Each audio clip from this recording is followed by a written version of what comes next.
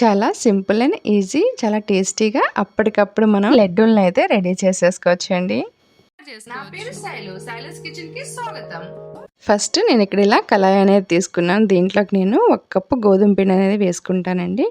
ఇలా 1 కప్పు గోధుమ పిండికి మనం అదే కప్పుతో ఇక్కడ 1/2 కప్పు శనగపిండి వేసుకుంటున్నాను.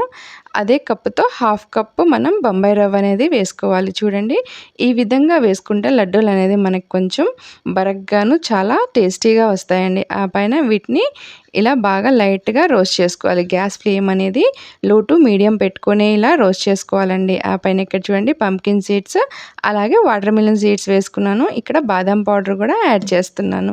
వీటిని కూడా పిండితో పాటే మనం ఇలా లైట్గా రోస్ట్ చేసుకోవాలండి. ఈ విధంగా ఒక 5 మినిట్స్ అయితే పడుతుంది. ఈ విధంగా రోస్ట్ అయిన తర్వాత దీంట్లోకి నేను కొంచెం ఇలైచీ పౌడర్ యాడ్ చేస్తాను.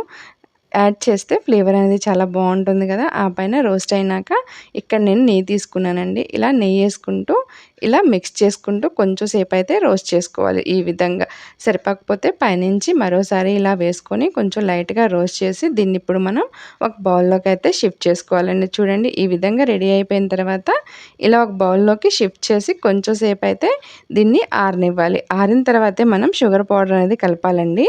మరి వేడి మీద అయితే కలిపేయొద్దు. సో ఇక్కడ నేను 1 కప్పు షుగర్ పౌడర్ తీసుకున్నానండి. మీరు తీపి ఎలా తింటారో దానికి తగ్గట్టుగా యాడ్ చేసుకోండి. నాకు ఇక్కడ ఇలా 1 కప్ అయితే పూర్తిగా పట్టేసిందండి. ఈ విధంగా వేసుకొని కొంచెం కొంచెంగా వేసి మిక్స్ చేశాను. ఆ పైన సరిపోకపోతే పైనుంచి ఇంకోసారి నెయ్యి అనేది వేసుకోవచ్చండి. ఎందుకంటే మనకి ఇవి లడ్డూల్లా రావాలి కదా. రావాలి అంటే కొంచెం నెయ్యి ఎక్కువగానే పడుతుంది. ఇలా వేసుకొని మిక్స్ చేసుకొని ఆ పైన చేత్తో ఇలా పూర్తిగా కలిసే విధంగా అయితే మిక్స్ చేసుకోవాలి. చూడండి, ఇక్కడ మంచిగా ఇలా ముద్దగా వచ్చేస్తుంది కదా. ఇప్పుడు దీన్ని మనం ఇక్కడ ఈజీగా అయితే లడ్డూలు చేసేసుకోవచ్చండి. ఈ విధంగా తీసుకొని ఇక్కడ నేను మంచిగా రౌండ్గా లడ్డూలు అయితే చేసేస్తాను. చూడండి, ఈ విధంగా చేసుకొని పక్కన పెట్టేసుకోవాలి. అలాగే పిండి మొత్తాన్ని కూడా ఇదే విధంగా లడ్డూలు అయితే చేసుకుందాం.